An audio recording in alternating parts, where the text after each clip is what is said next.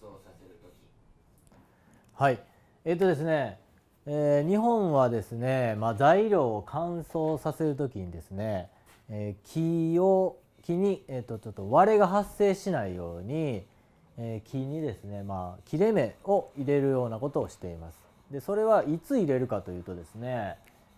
こういう丸太をですね、まず四角く製材して、そこからこう乾かす時に、まずここに切れ目を入れます。この段階です。乾かす前に入れます。そして、3年ほどですね、自然乾燥させたいんで、これが、どんどん乾燥していってですね、ぐーっと、開いて、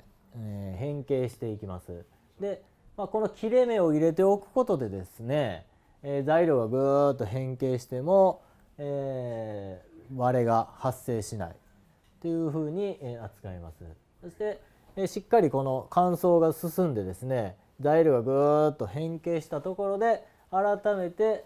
四角くまた製材して、こういうふうに四角の柱を取り出し、そして、